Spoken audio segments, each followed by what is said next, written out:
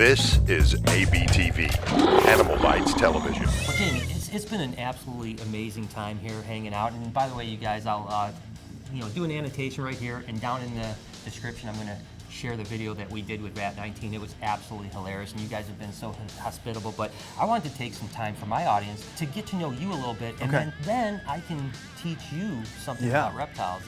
And by the way, you've been really open. I mean, I know a little bit hesitant, but yeah. I feel comfortable that you're here, and I want to know a little bit more about these snakes, but it's a bit terrifying. It is, but the truth is that snakes are amazing, and I live my life for them. This snake's name is actually Maya, and this is what they call a blacktail cribo, which is C-R-I-B-O. Okay, and this is actually one of the species that is the largest of the North American and even into Central America. Well, these actually range in Central America, but there's actually another animal, most likely called an indigo snake, that is in North America. And these guys can sometimes get up to 9 feet in length. Wow. So this is kind of a baby then? Well, this is like an adult, but not a huge adult, Okay. And the thing about Maya here is that I literally, and this will make you feel a little more comfortable, I take her around literally kindergartners. Her whole life has just been spent with kids, and she's what I would call an animal ambassador. Okay, right? So I shouldn't be freaking out then. Shouldn't be freaking out, because I've had her forever, and she has never ever even tried to bite anybody. And everything I brought today was really docile, because I wanted to make sure that you had a great experience. The last thing I want to do with someone that is even a little bit apprehensive is to get them freaked out by snakes, So regardless, you guys, the way I first heard about you guys, and then of course now I follow you on all your YouTube stuff and your crazy insanities, but was Gummy snakes. Right. And you're really notorious for the huge, what is it, like a 7-foot Gummy snake? We do have a 7-foot long, 26-pound Gummy python, which is, I thought massive until I saw and met Lucy, your 16-foot long python. But yeah, actually, I've got one here. So this is the miniature version of the monster. Right. This is a baby, but this I think I could eat that one. I could never eat the 7-foot in one sitting? I don't know, probably not, but maybe. What do you think Maya thinks of this? I think that they think they're long-lost buddies. But what species do you think this is supposed to be? Because I mean, I'm going to be honest with you. I think that is completely an aberration. I mean, it has a little bit of Python stuff going on. It's got a little bit of Smurf going on, maybe. I'm not understanding. But I tell you, give me 1 second here. Let me throw this back in the bag. I've got a snake, and I think you'll really be interested in this snake, because when I think of, and by the way, those are pretty cool because they actually have scales on them and everything, which is really neat. But when I think of Gummy, say gummy bears, which you guys have like a huge gummy bear too, right?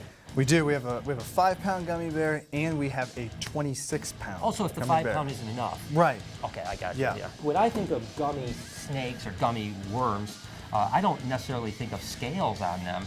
So this is a snake that I think would be really interesting to you. Take a look at this beauty here. This is actually a scaleless snake. Whoa. And it's actually a scaleless rat snake. But go ahead and just feel that. Isn't that wild? Whoa. Whoa. Okay. So how do you get a snake without scales? So this actually, again, this is actually a Texas rat snake. And the original one showed up on a golf course down in Texas. And it was just an aberration in the wild, and someone caught it, and it got into a guy's hand that was named Vern Bechtel originally, and it was a recessive mutation. So essentially, you were able to breed this to a normal Texas rat, get all normal-looking babies that are heterozygous or carrying the gene for scaleless, and then ultimately either breed the het to het or scaleless to het, and you would get either 25 or 50% off. Right. So when I breed a scaleless snake to a scaleless snake, all of the babies come out scaleless because it's a recessive mutation. Real scales on a snake perform the function of like defense, armor. So this guy's not going to do so good in the wild, right?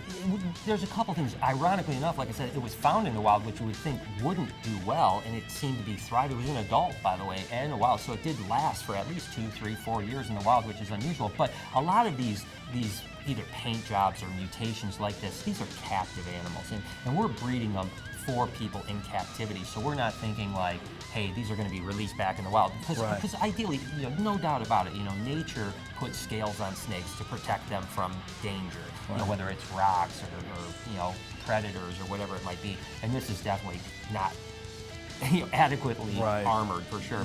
But in captivity, it does just as well as any other snake, which I think is pretty amazing. And just wacky, bizarre animal. What else you got for me? You mentioned aberrations, and I've got something here. You're an animal expert. I think you are. You might not call yourself an expert.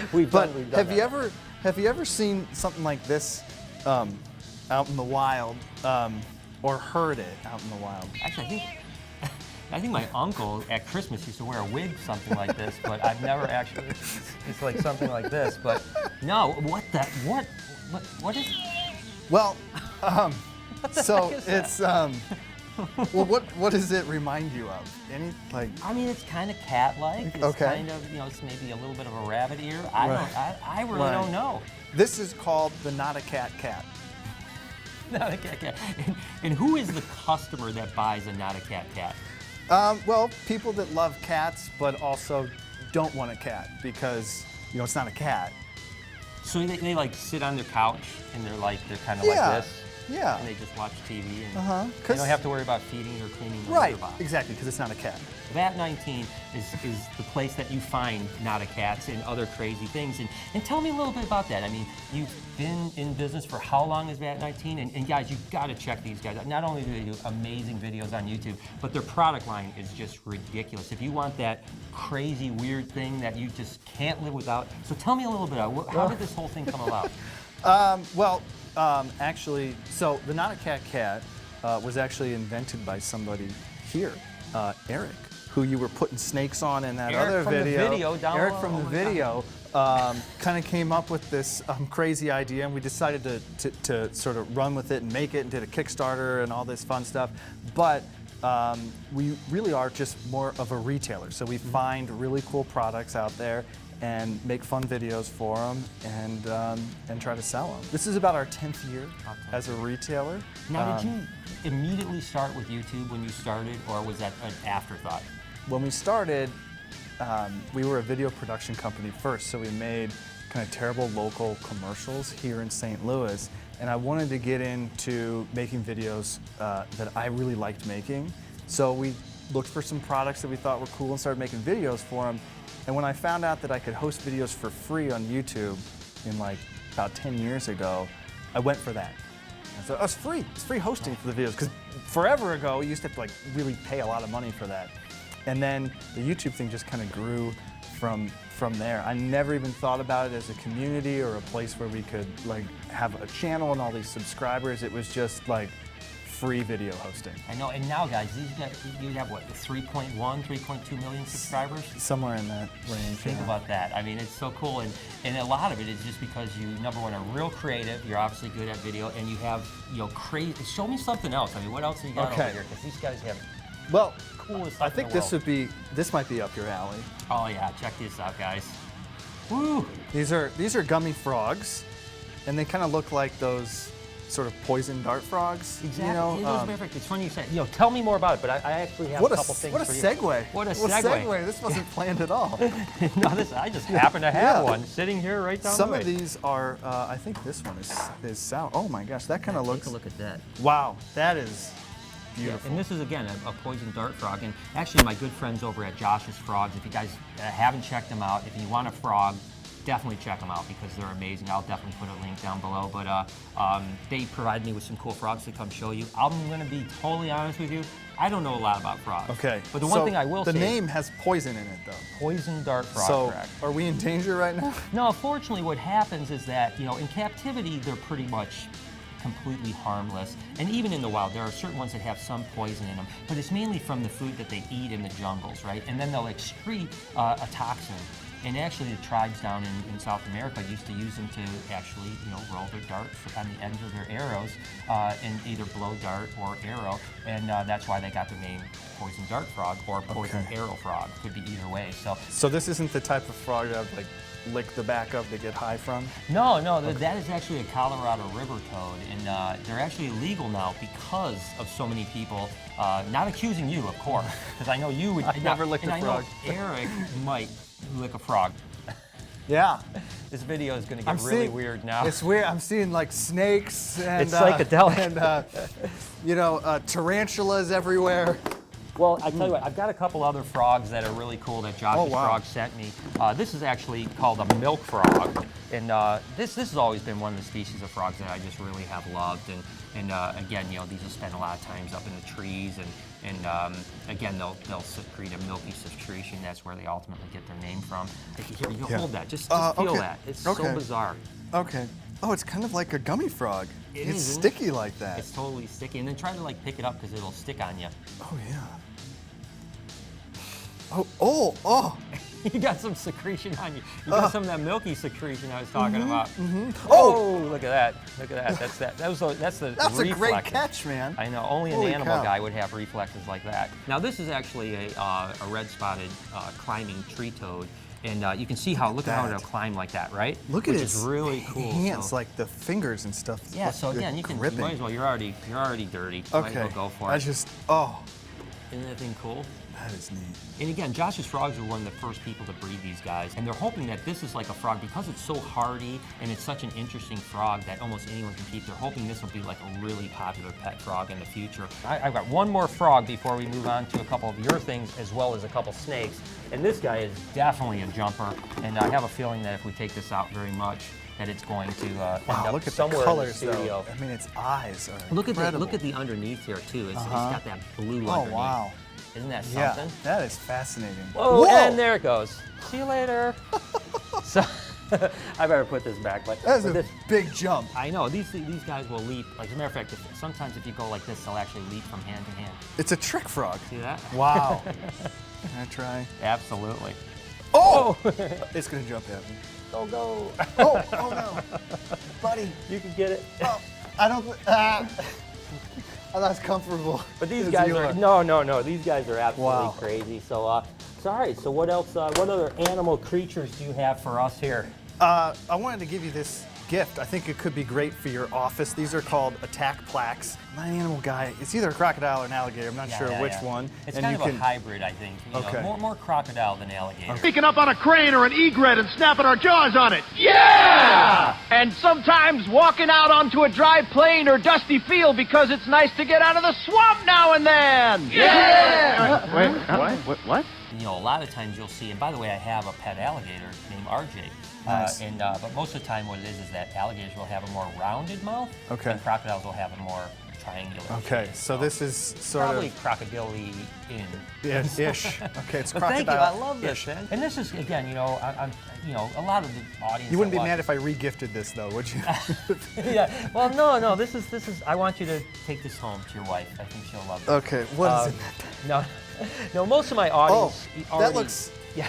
That looks dangerous with the striping. It's funny you say that, and that's exactly why I brought it for you. And most of my audience will already know this type of stuff, so I'm trying to teach you some things that they hopefully will already know. And that's, of course, that these are mimicry animals, right? So pretty much all animals have defense mechanisms, you know, whatever it is, whether it's an aggression or whatever the case is. In this case, this is a mimic animal instead of a camouflage animal, because certainly these guys are from the Mexico area. It's called a Sinaloan milk snake. You can, you know, if this is crawling around, it's not going to be hiding in the weeds, right? Because it's red, you know? But so it does is it mimics the coral snake, which is, of course, a venomous snake.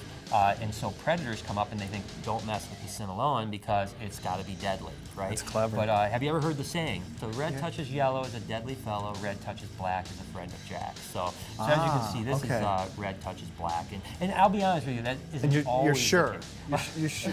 Well, I tell people all the time, there are some exceptions to the rule in the wild. So if you ever do come across a snake like this and you don't know what you're doing, just leave it alone. I mean, that's the other thing I always tell people. I feel like that could be a good always thing with snakes, though. Maybe just kind of. Unless you're a guy like me, and then you like chase after them. But and this is an adult. This is as big as it gets. What do they eat?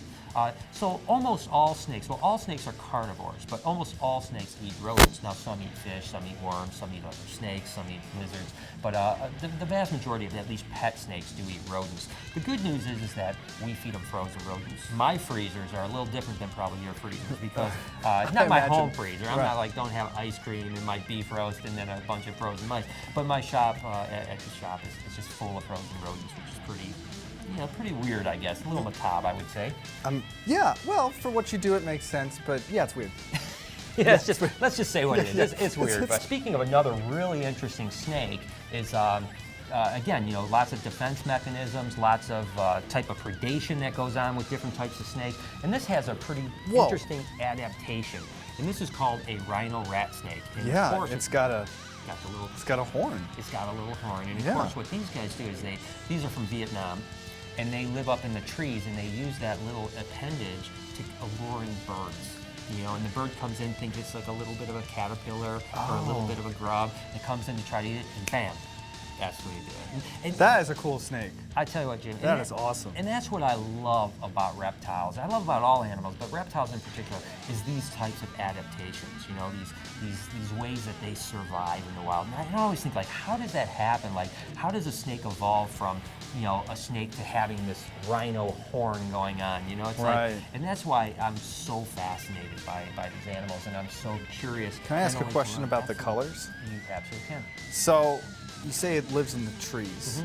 So is it green on the top, so from above it kind of blends into the trees, and then is it blue on the bottom so that animals looking up, it kind of blends into the sky, or why do you think it's blue on the bottom? There's no doubt about that. And again, a lot of the adaptations you get with colors of animals will be exactly that, so that they camouflage it in from different angles. You know, there's no doubt, and you nailed it so well, is that certain angles they want to be more green, certain angles they want to be more white, more bluish, and so on like that. But the idea is here is that you can walk by this animal and be 3 feet away from it in the wild, and you're never going to see it. Or if you're a bird, you're not going to see a snake, you're only going to see what you think is a little caterpillar. Right. So this little guy has a little horn. Yeah. This is I'm sure you know what this is. This is a narwhal. It is. It's just a little tiny narwhal. It's just a little baby one. When I was younger and I saw narwhals, I thought that they were fake. I did not think that that was a real animal because they're absolutely crazy, bizarre. There's no doubt about it. But it doesn't have scales. It's pretty much fluff. You know, it's pretty fluff. We have a bigger one too, but we just brought the little one in. So if you're ever interested in a little baby narwhal, actually, I have all you snake people, right? I figured it makes perfect sense. Snake people love mythical whale, real creature things. I'm not really sure what the correlation is there. Not a lot. Not a lot. You know, this is almost snake-like, but it's actually a lizard. And these guys are from Australia, although they'll range up into the Indonesian area and It's very unusual, right? Because it's almost like a snake. It kind of takes your breath away at first. Yeah, it's snake-like, but it's got arms and legs. And you see its tongue? Yes. And that's why it's called a blue-tongue skink, because its tongue is actually blue. Right. It didn't look forked. Yeah, it's not forked whatsoever. Exactly. And again, you can see these really tiny legs. This opening there? Those are actually ears. Yeah, those are ear holes, and again, these guys are going to be completely ground dwellers because, you know, those little short legs, they can cram underneath things. The thing that's interesting about the blue-tongued skinks is that, from a pet standpoint, they're super easy. People keep this as a pet? Yeah, unbelievable. As a matter of fact, in Australia, if you would go into almost any pet shop and say, "Hey, I want my kid to have a first lizard pet," this would probably be what they would say, because this is your starter. This is your starter lizard. Okay. Starter lizard. Okay. Not so much here in the U.S. because they're not as common, but they certainly are really amazing animals. The thing that's neat is that most reptiles take a little bit of work, in the sense that you need frozen rodents, or you need crickets, or you need mealworms. Right. These guys, believe it or not, will eat dog food. Really? Which makes it really great. Wow. So VAT19. You guys do amazing videos. You have all kinds. How many products do you have? Oh, we probably have, if you count up all the different colors and sizes and variations of things, maybe about 1,100. 1,100 somewhere in that. Crazy things.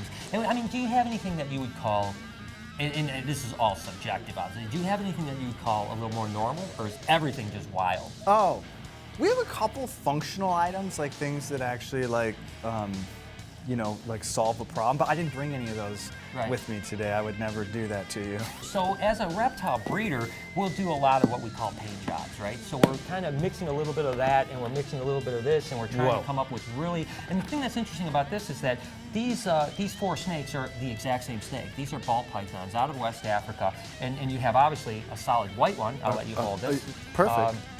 Okay. This is and then you amazing. have one that's almost a solid black one. I mean, it's more like a dark brown, though. And these are exactly the same species of snake. Animal. We're just using different mutations to produce them. And both of these happen to be super versions of a snake, right? So this would be a super version of a cinnamon pastel, which means you breed 2 cinnamons together, and this would be a super version of a lesser, which means you breed 2 lessers. And on average, 1 in 4 would come out these colors. I'm not as used to snakes as you are, so. No, you're doing really. You're doing I'm trying. No, you're doing absolutely. Sweating a little bit, but I'm starting to fall. I'm starting to fall in love a little bit with these snakes. They're really cool looking. That's the whole idea. They're really. You know, I always tell people the opposite of fear is education and knowledge, right? So the more we can teach you, the less you're going to be fearful. And I'm not thinking that Jamie's running out to the local pet shop buying a snake for his family. Maybe that lizard though. Yeah, that's pretty cool, right? Eats the dog food. That's perfect. See, now I've learned from you. This is an albino because it has the red, orange eyes, right? Exactly. Okay. Yes. So it's got those. Yeah, I mean, yeah, I was terrified to even touch a snake until earlier this morning. So you are a great teacher and ambassador of these. Something like that. Of these animals. And then this would be actually a combination of a couple different morphs. So we get like something that would be like a spider and a pinstripe, which are mutations, and you bring them together, and you can start layering mutations, right? And that's what we basically do, is we try to layer mutations to produce different colors. And I think it's really quite amazing. So I know you go out into the wild a lot. You were telling me about all the different places you go to, and I was kind of wondering if you've ever ever sort of been attacked by an animal ever, you know, in the wild or anything. They are super cute, though. I mean, I know. I don't think that. Have you ever seen these before? These are called Feisty pets. Feisty pets. Yeah, take a look right into his eyes. Oh my God, that wasn't at all what I expected. Holy moly! Yeah. So if you just grab the back of his head and squeeze, he kind of changes from adorable to pretty scary. This is freaking awesome, man. Yeah. I am telling you what, like, that is one of the coolest things I've ever seen in my entire life. I even have a little cat here, one that kind of does the same thing. So, yeah. Oh, God. That is so cool. I love everything I've seen of your stuff, whether it's been online or here, has been amazing, but this is my favorite. Cool. I'm you like it. I mean, that is freaking awesome. Yeah. That is what nightmares are made of right there. How are you feeling today? I mean, you feeling pretty, you know, like brave and full of energy? Because me and you are going to do something together. Yeah, I know. So I had to at least, you know, listen. Dude. You know, listen. I always preach to people about getting over the fears. I talk about knowledge, about education, and everyone knows that watches me that I'm fearful of spiders, you know, and I've gotten way better. So I can't come here and at least not bring the thing that I'm probably, I can't, it wouldn't be right for me to come here and bring a bunch of snakes when other people are like, oh my God, that's kind of freaky, and then all of a sudden I'm not going to put myself under fire. So, so here we go. Here's a tarantula. You're just going to take it out? Yeah. This is, this tarantula is named Queen Elizabeth, and oh, come on, Queen Elizabeth. I'm not so good at picking them up, but once they're up, I'm okay. So this is Queen Elizabeth. Come on, girl. Oh, dude. Okay. Whoa. Oh, I'm not doing so good. Not doing so good. So this is Queen Elizabeth. This is a Mexican red knee tarantula. And really, you don't have to hold. I mean, just like being this close. I'm slowly. It's pretty freaky, isn't it? I mean, I'll admit, you know, it's definitely a little bit freaky. I'm taking it all in. Where does it strike from? Well, fortunately, these guys are pretty slow moving. They don't jump. They're kind of chill. And literally, like, I can just kind of... But they're definitely predators. I mean, so... Well, yeah, they're insectivores, so they're going to, you know, I mean, they will eat little rodents and little lizards and stuff like that in the wild, but for the most part, they're going to eat bugs. And they do have 2 pretty good-sized fangs in the very front right here. you know, but they really, you know, this particular species, which is a Smith eye, is really known that it doesn't ever really bite, you know, so they're really good. And as you can see, I'm telling you what, This shows how little, sorry, spiders have 8 legs, right? That's correct. I'm counting 10 things. Okay, yeah, these are actually not legs up here, and what they'll do is males will, believe it, and this is a female, by the way, males will actually lock these together when they're combating, as well as the fact that the male and female will lock them together when they're breeding. And so, yeah, these are the 4 legs right here, and then these guys are actually not legs. You know, I felt like if I could get around spiders enough that you could touch it. You know, yeah. if you want, you could just touch her right on the back. She's completely fine. And it's actually really, you know, it's very soft. It's furry. It's a really neat animal. Right. You're doing great. You know, but the thing is that when you get around animals that maybe, you know, really bothered you and were really fearful of, whether it be snakes or spiders or anything like that, if you're around them enough, all of a sudden you become very comfortable. Right. Literally 2 years ago, I would have probably been passed out right now. Legitimately passed out. And here I am, just completely calm, not at all concerned whatsoever. So, so she's a great ambassador. You want to give her a shot? I wanted to all right, so let me tell you what's going on here. Okay. I'm going to get her into a little bit better position. How can I ensure I don't freak it out? Just don't move, and it won't do anything to you. Okay. Okay, if just like stay still. Oh, dude. See that? Yeah. And if you just let it crawl, it's going to be completely fine. Okay. Is that awesome? No, yeah, I mean, sort of. Yeah, we'll get it. Okay, and that's good, man. You did phenomenal. I'm sweating, man. Dude, you did so good. I would have never been able to do that for the first time. I mean, it's amazing. It's very soft. It is, right? It's all in the head, man. I'm it's thinking the way it's they just move and that weirdness, but they're absolutely cool. So, listen, I mean, this has just been amazing. The whole day has been awesome. Thank you for letting me enter to your world, and we had a great time with your video. And thank you for you know, letting me see your awesome stuff and teach you about the things that I'm passionate about. That's really cool. Thanks so much for bringing all these amazing animals. It's probably way cooler than some of the stuff we sell, but I appreciate you letting me show it to you anyways. But this kind of, that's amazing. That was a These great are experience. amazing animals. And that's the thing you can tell people now, like, oh my God, I held this cool tarantula. Yeah. So, but guys, you know, do me a favor, make sure to subscribe to VAT19. They have amazing stuff. You can check out their website for their cool products and watch their cool videos. And as always, I'm Facebooking and tweeting my way through things. So make sure to follow me over at SnakeBytesTV and on Instagram at SnakeBytesTV. I'll put all the links in the description. I'll see you guys next week.